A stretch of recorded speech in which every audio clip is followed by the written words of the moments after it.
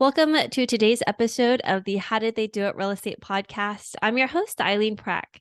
And today our guest is Danny Bellish. And he and his wife, Christine, are the co-founders of the Bellish Team, a real estate investing firm dedicated to helping passive investors preserve and build wealth through strategic real estate acquisitions.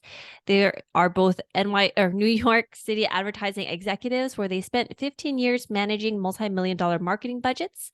And in their first 8 months as general partners within real estate, they were able to raise $3 million in private capital from passive investors, which is no easy feat. So we're going to find out how you did the steps that you took, Danny.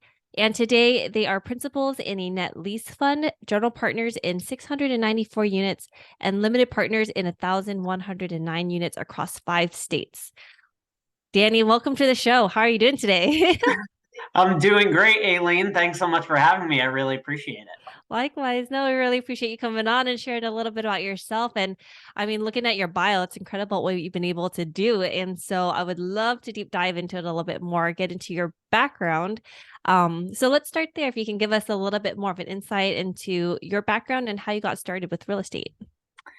Sure. So, like you said, my wife and I come from a background in New York City. I'm originally from Queens, and we started our corporate careers in advertising. So, media, marketing, branding, client and investor relations, a lot of sales also. So I still have a W-2 where I help oversee digital and social media advertising strategy for Disney. And my wife has been running our investing business full time for the last 4 years. So she has made the jump from corporate to full time entrepreneur life, and I am right behind her. So that was a lot of our background and where we developed a lot of our skill set in all of those areas that I talked about. And, we made a leap into real estate the same year that we got married in 2018. So nothing like taking on a new venture like real estate in the same year that you're planning a wedding and changing your life drastically. But we really were able to jump in with both feet. And we started by doing things the hard way, and later on learned a little bit of an easier path, at least using our skill set from our corporate world. No, 2018, embarking on a new adventure, basically starting a new life with a new partner, and then embarking on your entrepreneurship journey as well. That's a lot to take in for a year, but it sounds like since then, you guys have done really well for yourselves and for what you've been able to accomplish within real estate. Yeah, I mean, it has not been easy. I'll tell you that much. Any person who's been doing this long enough knows that there are trials and tribulations that come along with it. And I think, like I said, we kind of learned things the hard way coming into it. We, like probably many of your listeners, we knew that real estate would be a great vehicle to create more passive income. I read a book by David Lindahl called Family Millions that got me super jazzed up to go buy a whole bunch of apartment units and start cash flowing and go live on a beach somewhere, right? What ended up happening was we bought 100-year-old duplex in an area of New Jersey called Asbury Park, which is a super hip beach town. And we ended up working with a total nightmare contractor. And we ended up doubling our timeline. We went 50K over budget. We ended up, doing a lot of the work ourselves. We found out the contractor was sleeping in the house. So He there were sleeping in the house. sleeping in the house, and he was still behind schedule. So I was like, I don't know how this is happening. But I think, what we quickly learned was that we didn't necessarily have the experience, the resources, and everything that it really took in order to be super successful. So that's kind of where we started and, where we hit our first big speed bump. So then how did you end up where you are today? Like, what did you have to do in order to transition and pivot, and what got you to that next step? Yeah, it's a great question. So what ended up happening with that project was, we ended up finishing it after 9 months. We did a cash out refinance, which got us about half of our money back. And today we have great tenants in it, and the cash flows like 14 or 15%. So on paper, it was great. right? But behind the scenes, all of the blood, sweat, and tears, all the stress and anxiety that it gave us, my wife and I just looked at each other and said, this is not the way to scale. How are we going to be able to replicate this over and over and over again in order for us to both leave our corporate jobs, which was really the ultimate end goal? So we also realized that investing in New Jersey and some of these big market areas, I know you're in California too, so you probably know all about high prices, high taxes, and not necessarily business friendly states. So we ended up going to a meetup in Manhattan that was for purchasing multifamily properties out of state. And when we went there, we thought it was for purchasing, small 2, 3, 4 unit apartment complexes. And it ended up actually being about real estate syndication, which for a lot of your listeners who don't know what that is, it's essentially when investors pool their resources in order to purchase much larger commercial assets most often. So a really savvy, experienced investor will act as the general partner or operator. They will lead a project. They will find an opportunistic commercial asset like a 300 unit apartment complex, a skyscraper, a storage unit facility, net lease retail assets, or a new development. And they will raise money from totally passive investors to help fund the down payment, the closing costs, the renovations, the reserves for these projects, and everybody sort of shares in the profits and the equity. So they were talking about all the ins and outs of this and, talking about some of the returns that you can get. And they were better than the returns that we were getting for our nightmare project in Asbury Park. So immediately we were intrigued, but at the same time, I guess being from New York, I was very skeptical. Like, I don't know, why have I never heard of this before? This seems a bit too good to be true.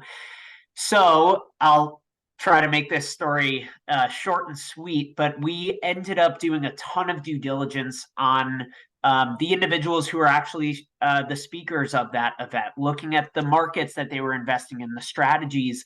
We talked to their investors, we talked to their attorneys, we looked at their track records, and eventually we felt comfortable enough to invest passively in 2 of their deals.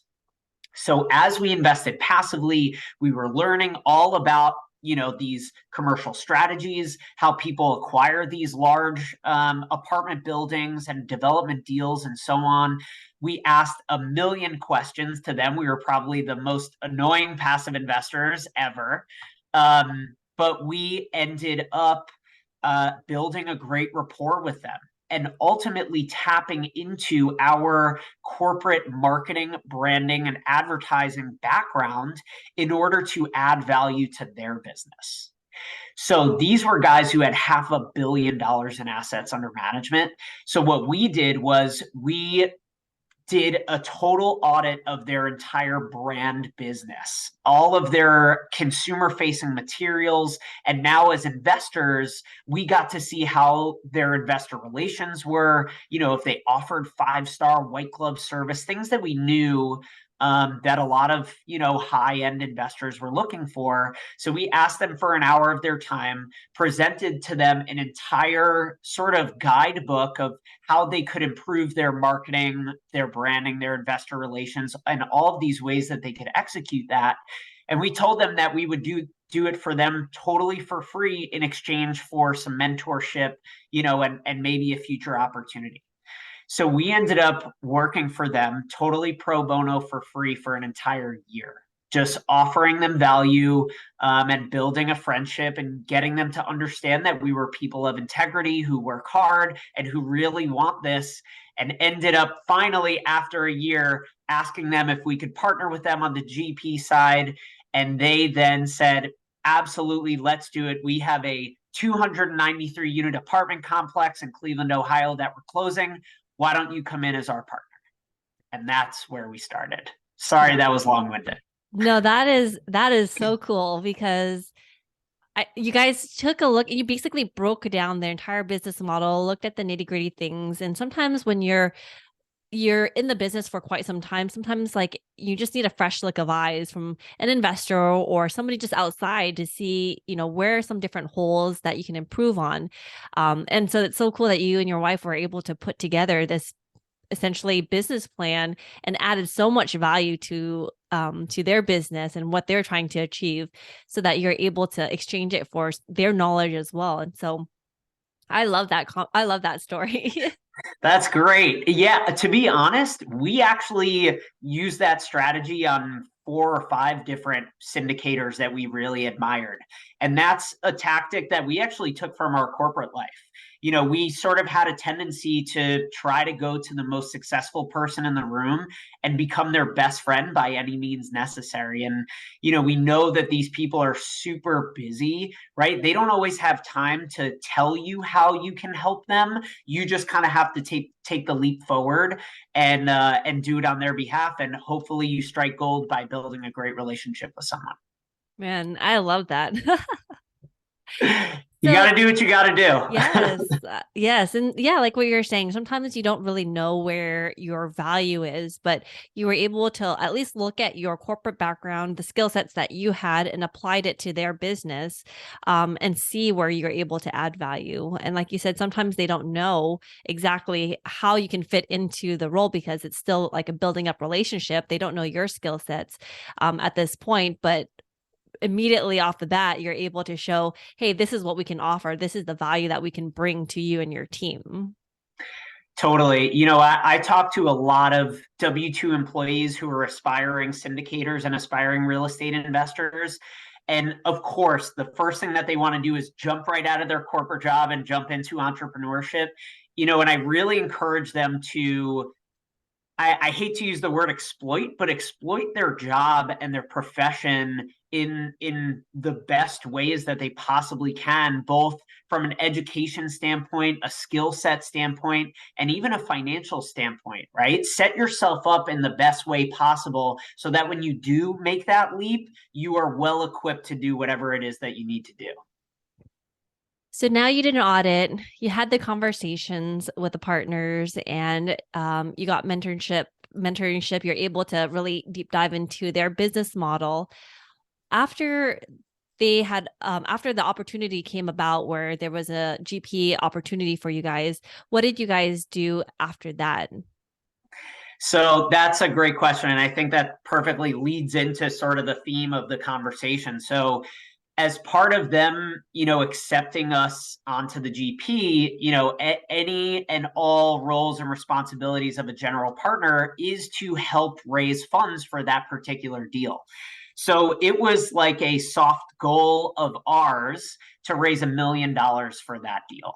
And, while we had done many multi-million-dollar deals in advertising, B2B and utilizing big company market budgets from Samsung and Pfizer and, BMW, we had never gone to our friends and family in our own network and asked them for their hard-earned dollars in order to support an idea or something that we had or a venture. And, sometimes these deals are not cheap as a minimum investment. They could be 25, 50, $100,000. So that was a pretty daunting ask, right? And we were scared at first, but at that point, we weren't going to say no, right? We kind of had to just jump in with both feet.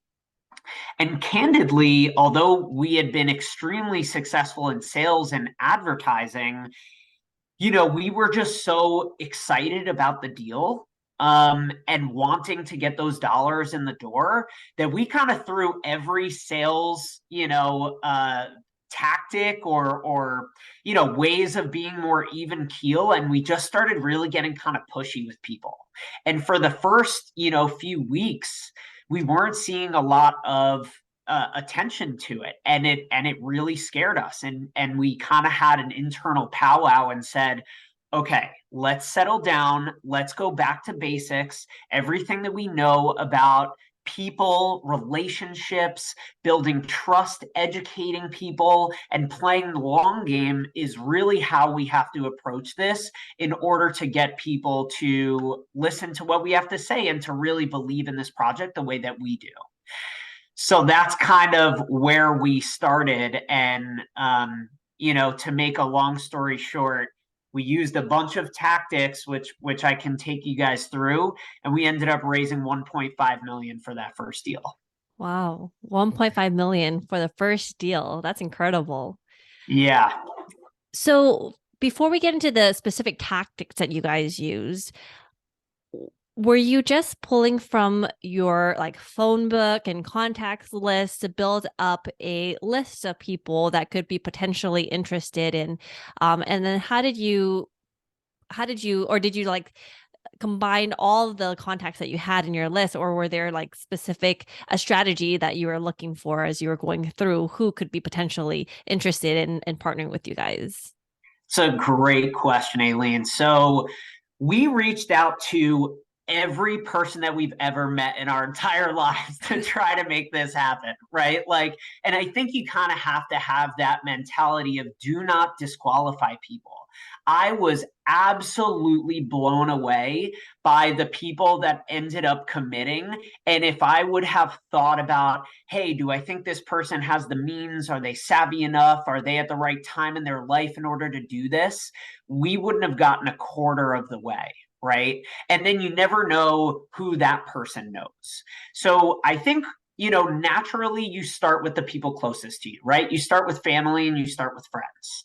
So just from a time standpoint and a prioritization standpoint, then you kind of go to a little bit of an outer circle, right? Colleagues, people that you work with, anyone who you think is savvy, sophisticated, enjoys investing or talking about investing. And again, you have to have a little bit of guts, right? Like I reached out to old CEOs of mine and people who I had built a rapport with, my old college roommate who I hadn't talked to in 10 years. You just kind of have to go for it and communicate it in a way that is giving praise to that person and showing that you value them and their time, right? In a way that's, hey, listen, I've always thought of you as a really smart and savvy individual, right? This might be something that you're interested in. It's something that we are all in on. And we are, kind of riding the heels of someone who is extremely successful in this space. So it's all about how you communicate that makes it not a pushy sales thing and more of an opportunity. So when you first reach out to people, let's say you haven't talked to in years, but it's somebody that you're connected with, is that the first email communication or the first touch point that you bring up to them is the opportunity and like what you said, um, do it in a way where you're praising their thoughts and like what you admire about them and their wisdom, and then bring in the opportunity at the same time, or was it after a couple of emails? So every person is different, right? And I think the one of the biggest takeaways that I have, which even though it's extremely time consuming, right? And a lot of people don't capital raise because they probably think it's too time consuming. You have to have individual communication with every single person. Plus, this is all regulated by the SEC. So we do have an obligation to be vetting each other throughout that process. But to answer your question, it's a little bit of both. It depends on the relationship. If it's someone like my old college roommate or someone that I've had a relationship with in the past, I don't just want to come in hot with the deal opportunity. But you also don't want to waste somebody's time and make them think that you are going to come in, ask them out of the blue about like their life and want to rekindle and then later kind of sneak something in. So it's a delicate balance of, hey, I hope everything is great with you. I was actually thinking about you because we got into this new opportunity and I was thinking about the people in my circle that might be interested in something like this, right? It shows that you're thinking about them in a gracious type of way, and you're not trying to oversell something but give them an opportunity like we were talking about before. So it is a delicate dance, but it's something that you need to manage on a person by person basis. And just to clarify one thing, especially with those people who I have had a relationship with in the past, I do not go email first. I text. I go through my phone book. I am a very text message, call or ask for drinks, dinner, coffee, lunch type of person. When it comes to capital raising, you have to play the long game. You have to invest in the relationship, and they will invest back with you. So after you said you in the beginning, you said also, when you first shared the opportunity with your network, you weren't getting too much traction in the beginning. What were some of the different tactics, or what did you change in your system and your communication style that made the biggest difference for you to be able to reach your $1.5 million in capital raised? That's a phenomenal question. So basically, I still went with the text message method to people that I thought might be interested, but I literally word vomited every detail about the deal in a text message and literally got responses like, this is the longest text message I've ever received. you know? So like immediately that gave me pause. And I was like, this is not the way that people want to be communicated to and to have a conversation, right? You have to give people their capacity for understanding, especially if they're not in real estate. You have to take baby steps when you are communicating this information and educating people on something that is really, can be sophisticated and complex.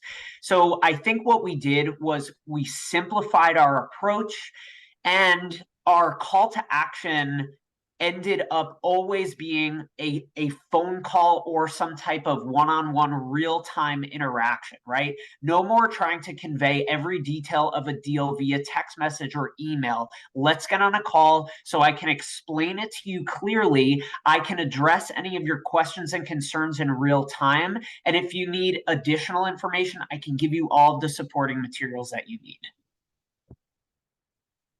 After that first initial contact with them through a text message, phone call, what was like your follow-up procedure from that initial contact to the closing period? Yeah, so again, every client is different, every investor is different, and they all require different handholding. And they all have different thresholds for wanting to be contacted. And as a human being, you have to be mindful of those things. When you see that someone is either not very responsive, you know that you kind of need to back up sometimes and try different methods. It's all trial and error. And then there's other people who are super responsive, asking question after question after question, and you need to be extremely responsive to those people and get back to them in a timely fashion. From a general rule of thumb standpoint, I don't like to give 2, 3 weeks in between contact. If I reach out to you, we have a decent conversation, you seem somewhat interested, I'll follow up with you 4 to 7 days from that time frame. And if it seems that text message is something that works for you, I'll utilize text message. A lot of times what'll happen is, we'll have a text message conversation. I'll look to lead it to a one-on-one call. And after that one-on-one call, I'll send an email with all of the materials. So I would say that there's consistently anywhere between 4 days and a week in between all of those communications so that we can be mindful, we can stay on top of somebody's radar. And a lot of times in real estate, these deals are timely, right? We usually get them under contract, then start raising for them in order to close by a certain date. So we're up against the timeline as well. When you actually have a conversation or a phone call or an in-person meeting with them, do you have a specific structure that you follow for your investor calls that you typically do? It's a great, great question. The funny thing is like I never consciously thought this out. It's just I've been in sales for 15 years and luckily was really successful at it in advertising and just kind of applied the same method. And I think it has to do a lot, again, with human to human relationships, right? So the first thing that I do is basically exhaust every question about that individual as I can.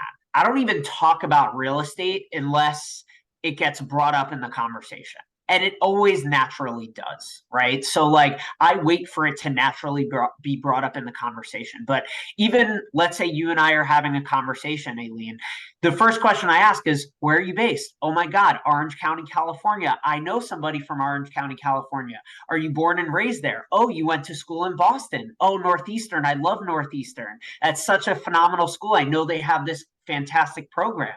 What are you up to now? How are you? What are your goals? What are you up to? And I think it naturally develops a wall that comes down, right? It shows, wow, this person is actually interested in what I have to say, and they care about me and what my intentions are.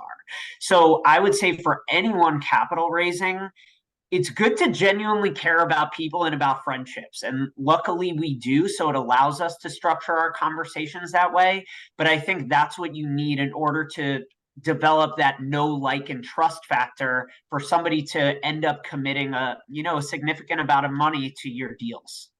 And so after you build up that rapport with them initially and then the conversation, has it ever, and the conversation turns into real estate focus, has there ever been a point where it doesn't naturally transition into a real estate topic? I don't think so. And there are ways, again, depending on who you're talking to, like I talk to a lot of talkers, right? People who love to talk, right? And I'll get phone call after phone call after phone call of people just shooting the breeze. So some certain ways that I like to set the intention of the call is I will in the subject of the calendar invitation, right? Aileen and Danny chat REI, right? That way I know at some point in the conversation, we're going to be talking about REI. The other thing that I like to do is I don't set time limits on my phone calls with people, right? So you'll see a lot of people who have a 15-minute Calendly invitation or a 30-minute Calendly invitation. If somebody wants to sit there and tell me their life story and it eventually gets to real estate, I have sat on the phone with people for 2.5 hours before just to fully learn everything that there is to know about them so that I can help them in the best way possible. And I think that's how you have to approach it. Don't think that your time is so valuable. Think that their time and their education is more valuable and it will pay off in the long run. No, that's a really great point because, yeah, people have different ways of communicating, but when you're genuinely interested in their story and their back history, it really sets a different tone, different set of relationship building and foundation. So thank you for sharing that.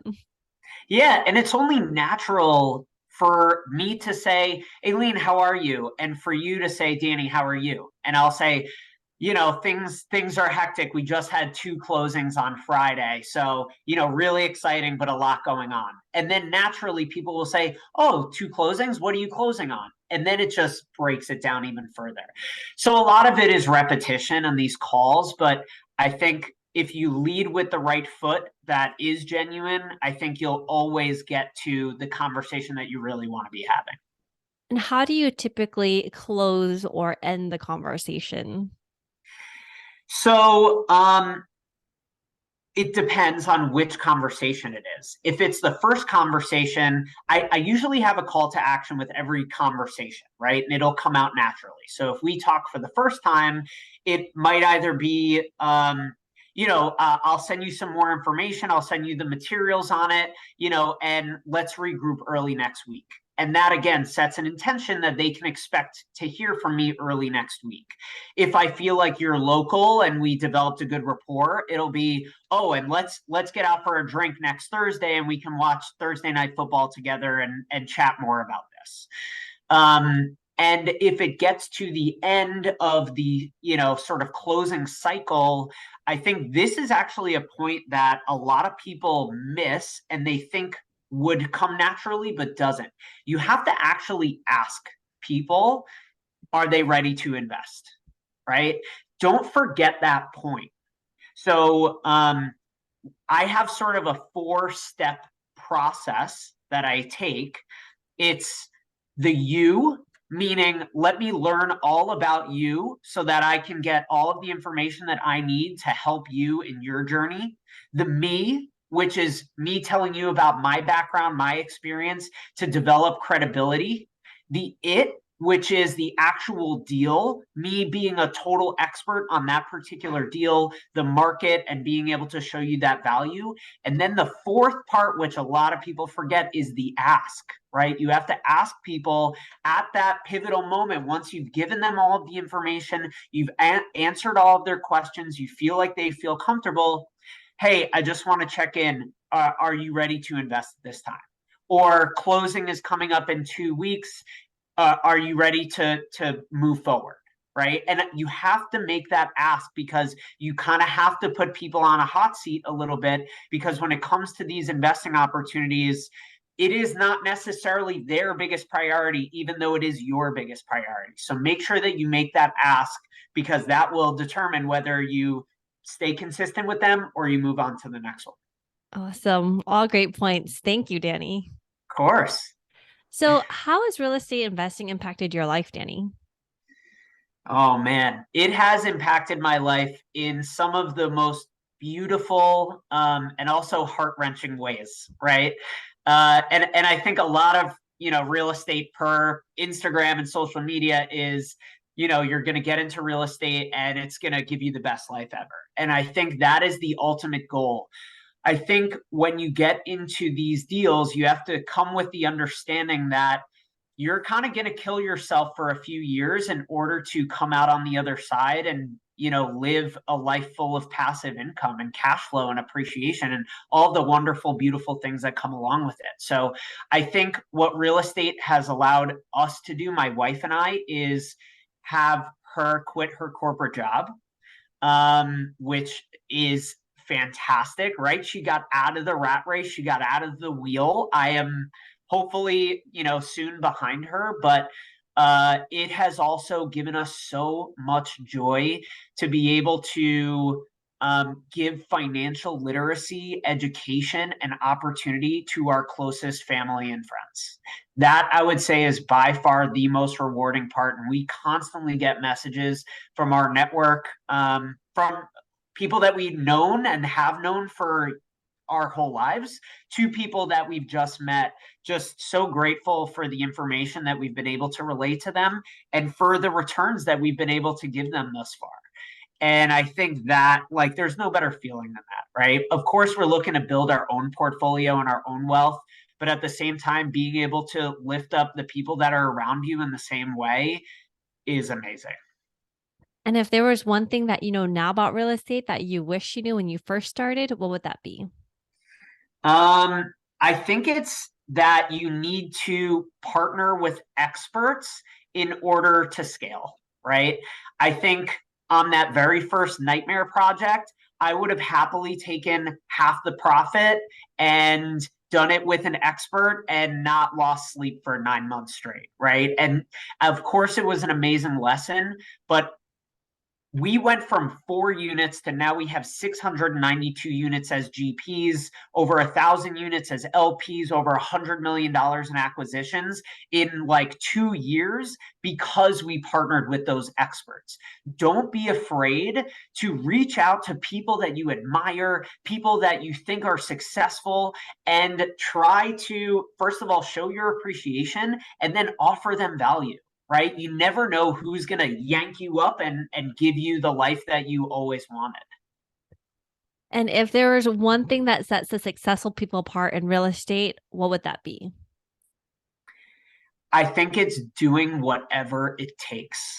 Okay. And I think that means something different to different people. But if you want to make it as a real estate syndicator and you want to get into commercial real estate investing, you have to be ready to do whatever it takes. Reach out to anyone that you've ever met in your whole life, and you have to be ready to roll up your sleeves and go to battle for yourself and your investors every single day.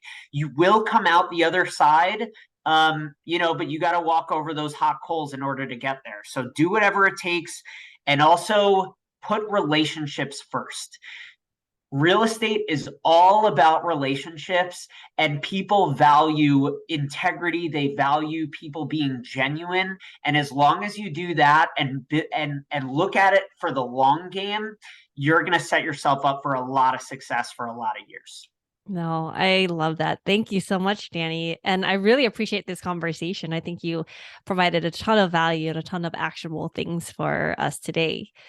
And for our listeners out there who also want to find out more about what you're doing in this space, where's the best place that they can reach you?